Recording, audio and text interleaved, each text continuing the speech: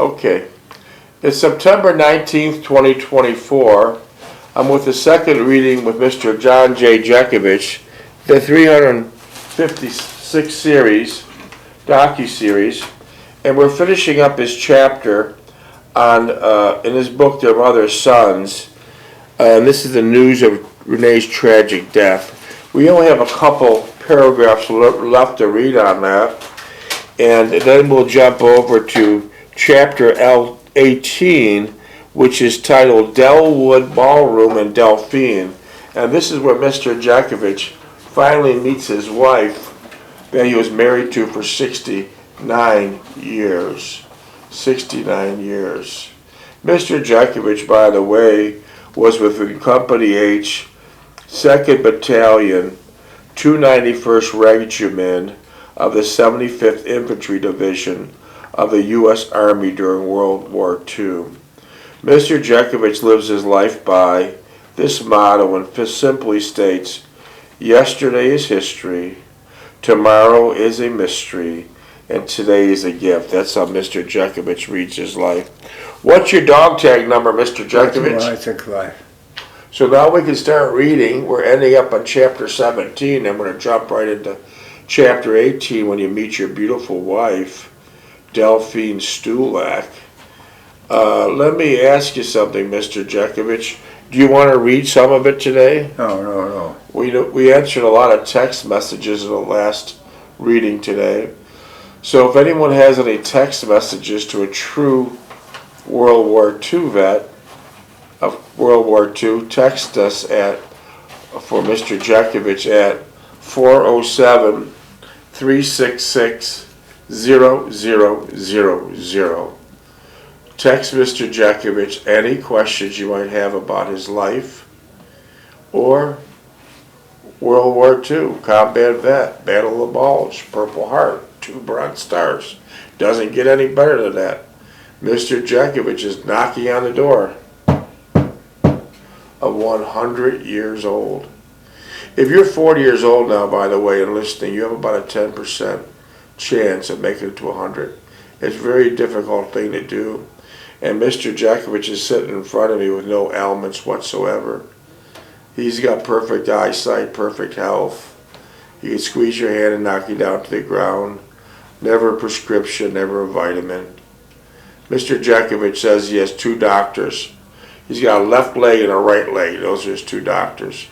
That's what he lives by. How are you feeling today, Mr. Jeckovich? Tip top. How old are you feeling today? 65. That's not bad, 65. Yeah. So, that's shaved off 35 years. That's not bad. I like that. It looks like you got your hair cut today. Oh, yeah. You got your nails done. You got brand new clothes on. You're looking top shelf. You're looking really good, Mr. Jeckovich. You got everything taken care of today. So, Mr. Jeckovich is one of the few combat vets left. Let me be more precise. During World War II, there were 16,400,000 young women, men and women, that participated in World War II.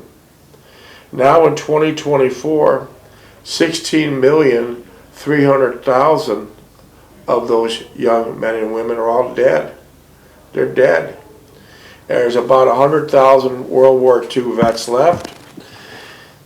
And most of these World War II vets are in their late 90s and early 100s.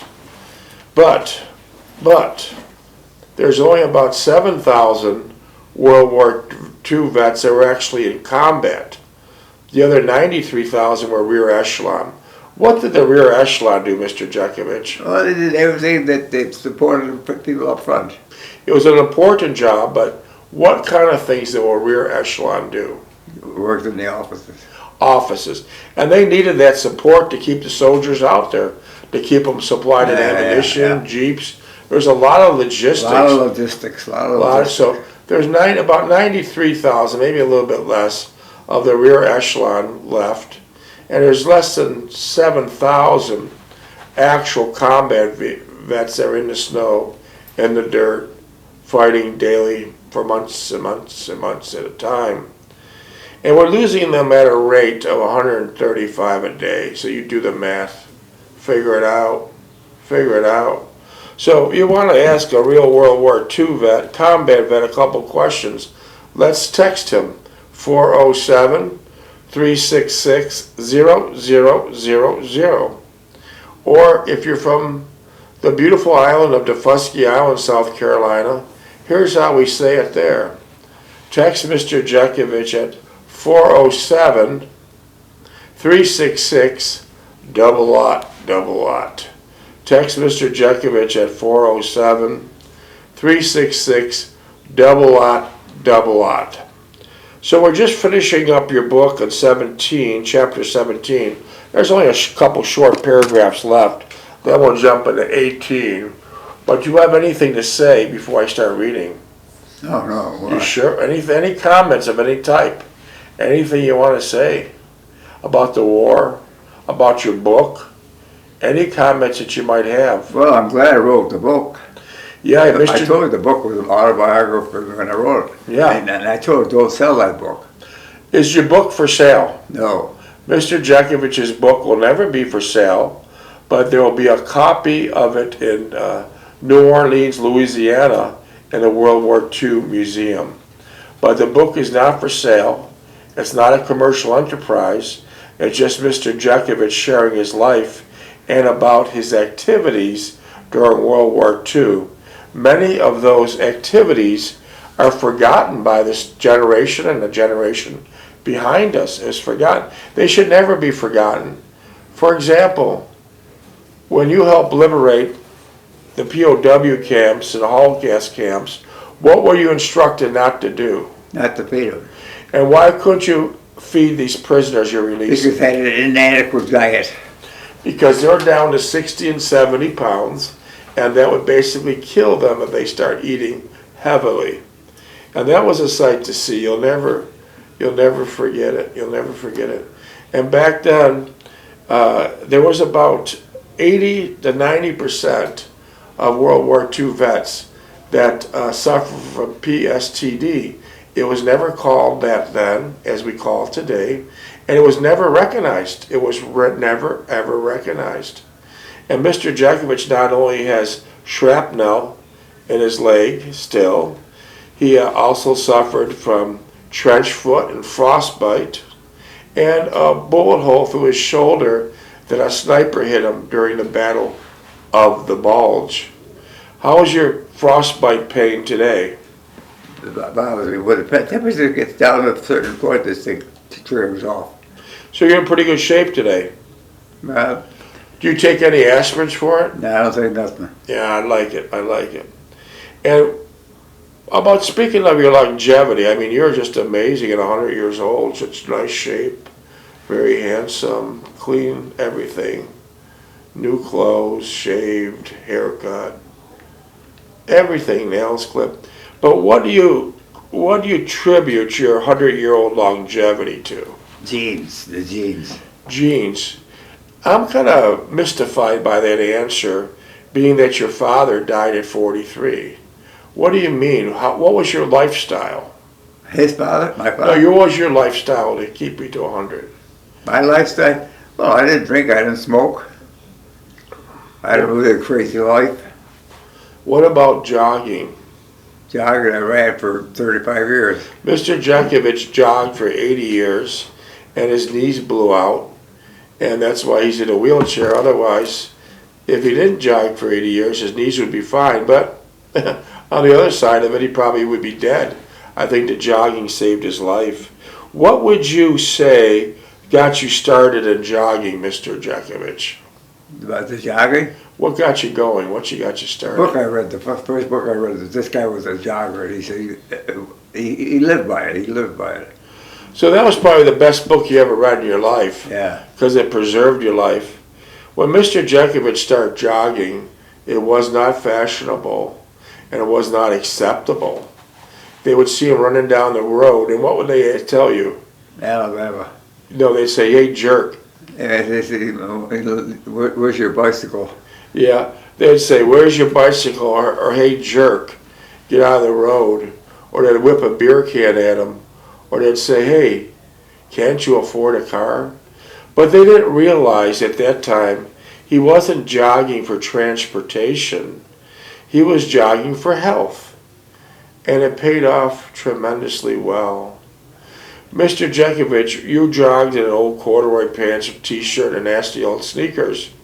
When jogging became fashionable, I see people wearing all these fancy and expensive jogging suits. And they have they have water bottles, they have beepers and meters and all kinds of attachments to them. When jogging became fashionable, you're before your time, did you get into all these fancy clothes? No. You didn't do it? No. So, but you know what I'm speaking about, all these fancy and expensive clothes, matching hats and gloves. Yeah.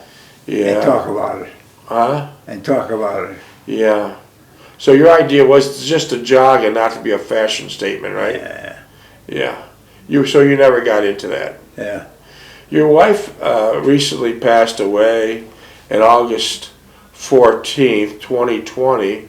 That's approximately 4 years ago. Your wife would be 94 now. Did your wife jog with you? No. Did your wife walk with you? Well, we walked. We walked a lot, but. So that gave your wife her longevity too, almost to 90 years old, right? Well, yeah, Your wife had longevity. 89, yeah. Well, 89, knocking on a door of 90. That's longevity, considering life expectancy is like 72, 73. So that's an interesting I fact. see, my brothers have jogged. None of my brothers jogged. No? No. Look, Stevie passed away early.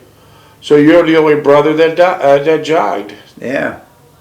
I'll be damned. Did your sister jog? No. Did your mother and father ever jog? No. Did your mother and father ever exercise? No. Well, my mother probably walked around the house all the time. Your mother was always walking, And though. my father would do a lot of work all the time. That's probably where you got that. To mix the stupid cement. Yeah, and he died in the cement, making cement. That's probably where you got that philosophy. I have two doctors, my left leg and your right leg, because your mother would walk everywhere. Wouldn't she walk to work? Yeah. You would pick her up sometimes. Yeah, when she's in a good mood. So if she was in a bad mood and you pull up in your Pontiac to pick her up from Carbrundum, what would she do? Kept walking. How often did she do that?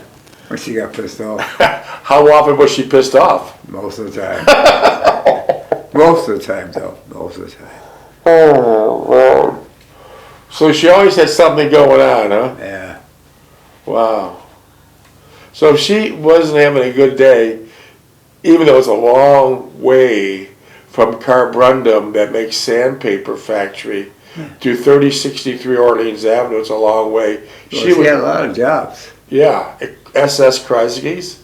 She worked for a few doctors.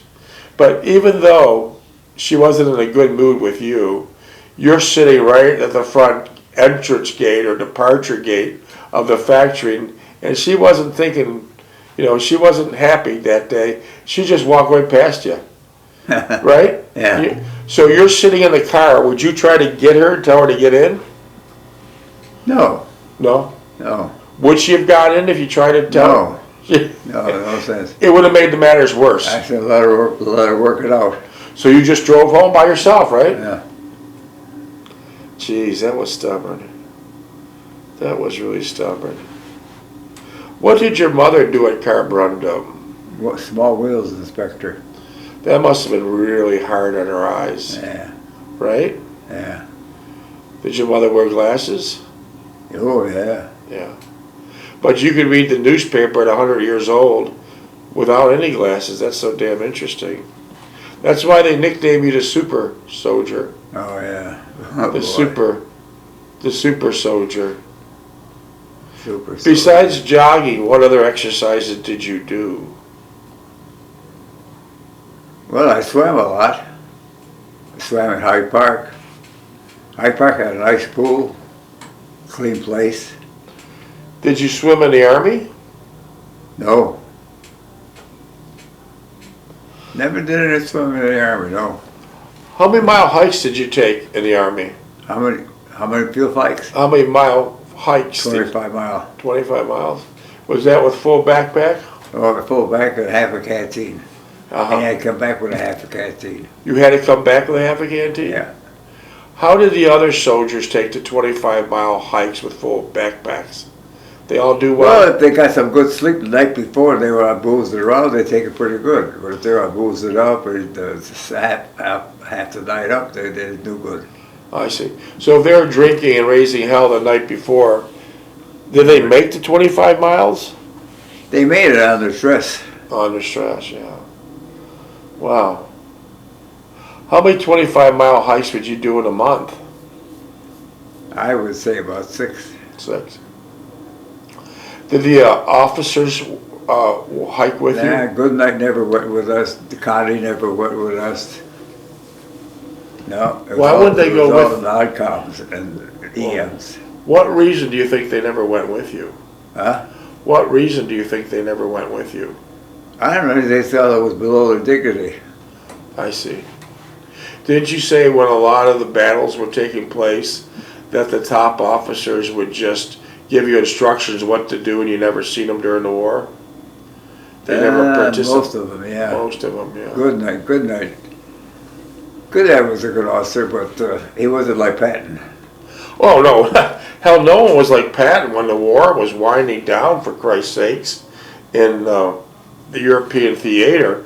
Patton was breaking every rule in the rule books to get that war over with quickly because he wanted to get his ass down to the Pacific theater and start fighting in the Pacific because he didn't want no other generals to take, credit for fighting in the Pacific. Yeah. He wanted to do all that. He was after Montgomery. Yeah, he was after General Montgomery. Yeah, Bernard Montgomery. They were battling all the time. So he wanted to. All the soldiers are saying, "Man, I can't wait to get home. This thing's winding down." And all the young soldiers were real tense because they knew after the Battle of Bulge, everything was winding down. But they were so cautious, they didn't want to get picked off by a sniper when they only had a couple months left. Because the snipers were still there. Last minute, yeah. Yeah, they didn't want to get picked off when they went through all this and they survived. And they didn't want to get picked off of a sniper. But, Patton, he just says, let's get this thing over with. I'm going to the Pacific. And he was also in World War I also. So he was in many wars and he did a great job. He did a great job. You had a run-in at Patton one time, right? Yeah. Where was that? We were sleeping in a barn. And what did Patton say? Spotted the Jeep outside. Wasn't camouflaged well enough. He said, "What the hell are you guys doing up here? Get your ass out here. Go to checkpoint number 2 right now. Oh, go." So you got your ass out quick, right? Yeah. So they had a nickname for Patton during World War II. It was called Blood and Guts. Yeah. Blood and Guts. Is that how they referred Yeah, he to was him? eager. He was eager. He did his share. Oh, yeah. He didn't neglect. He didn't neglect combat. No. Did they mention in World War II Blood and Guts? And they said something. Yeah. What did they say about Blood and Guts? His blood, his guts, and our blood.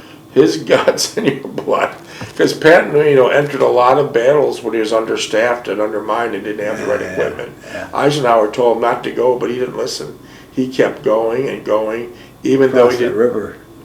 Yeah, he crossed the Rhine River. Eisenhower gave him direct orders. You're not prepared to cross the Rhine.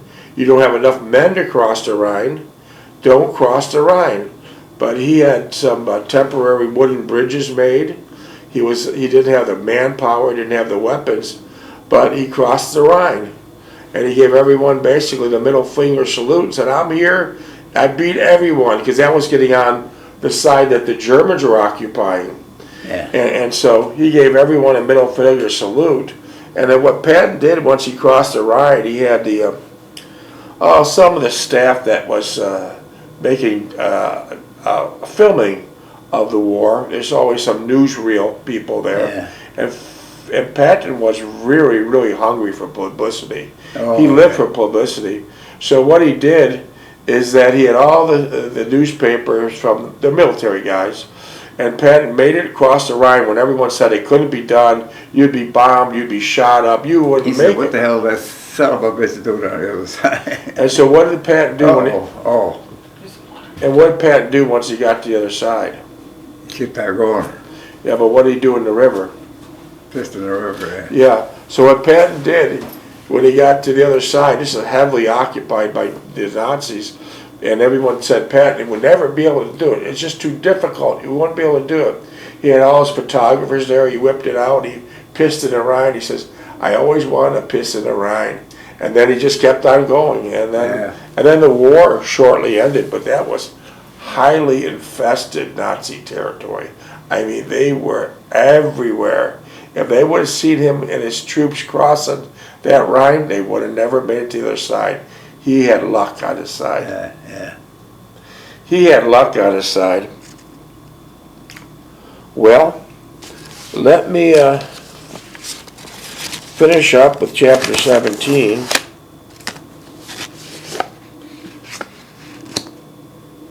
And then we'll move to 18. Finishing paragraphs in chapter 17, which is news of Renee's tragic death. I did not know what the future held for us, that's meaning Valerie, but I did realize that I was getting the same sense of false security that was going on indefinitely without any change on either of our parts. I wanted to continue, and I needed it to continue, but what I did not contemplate or fully realize was Valerie's thoughts on the entire subject. We never discussed it, and we were too enthralled with each other to even talk. And some of the basic necessities at work matters, or even social standings, on how one earned a living. As I sat there, the same feeling overcame me that I felt in Owensboro, England, and France. Things would have to progress. They would not just stand still. As I confronted with the same dilemma once again, it was more intense now, for I did not have the army moving me about and making my decisions for me. It was left up to me. I was the sole guardian of my future, and I must take charge of it. I decided that I would talk with Valerie regarding these matters and as soon as possible and try to do something positive about them. I knew I had to go through all this old ground before somehow I felt I had to do something constructive at this juncture. Okay, this is the end of chapter 17. After adding to chapter 17, I'll get it. At the end of chapter 17, and now we're at chapter 18, page 523, and this chapter is titled Death. Chapter 18. Yeah. Delwood Ballroom in Delphine. Oh yeah, Delwood Ballroom. Yeah. What's Delwood Ballroom? Delwood was a big doll room on Main Street in Buffalo. 25 cents, $25 to get in there, you could dance. 25-piece band. So it was a big dance studio, dance. It was a beautiful dance floor. Dance floor. Okay. 25-piece band. Was that like a Main Street in Buffalo? Right on Main Street, upstairs. Be damned. $25 to get in. I was going by and I heard the music. I would stop to see what's going on there. You were lucky. You found the lady that you married to for 69 That's years. where I met Agnes, who was in Delphine. So there was three of them together. Did they work together also? They worked the cramps. I see. Did you want to read a few pages? Go ahead and read a few pages, yeah. Did you want to read a few pages? No. Just then I noticed Valerie emerging from the building. Okay, so we're lost off of 17, but we're tying it in with 18 where you've seen Valerie. Just then I noticed Valerie emerging from the building. Now that's the dance studio. You're dating Valerie. Arthur Murray, yeah. Arthur Murray. From the building, and my adrenaline began to quicken at the sight of her. I then noticed, here we go. I then noticed that she was occupied by a male, her arm tightly enmeshed in his, as they walked along the sidewalk towards me. They were too engrossed in each other's conversation to notice me sitting in the car. They quickly passed me walking to the nearby parking garage. They were soon out of sight. My heart sank and they disappeared into the garage area. I knew I would never see Valerie again. So that was the end of Valerie. Yeah. Okay. The next thing I realized, I was handing the toll taker a quarter to cross the Grand Island Bridge. So the Grand Island Bridge is an island that's between Buffalo and Niagara Falls. So you drive through two bridges, crossing Grand Island to either get to Buffalo or Niagara Falls. I did not know how to get there, driving all the way from Buffalo to the bridge. That is how disconcerted and perturbed I was at this point. I made no attempt to contact Valerie the next few days, and since she did not have my phone number or address, she could not reach me. Did you ever contact her again? No. That was it. On my long weekend, when I was to meet her at that Saturday night, I did not drive to her house or even call, give me any explanation for my action. I had broken off completely, even though I felt forlorn and despairing. I wanted to see her again and retain our friendship, but I concluded that it was useless and better this way. Minutes, please. 3.5. How many minutes? 3.5. Holy shit.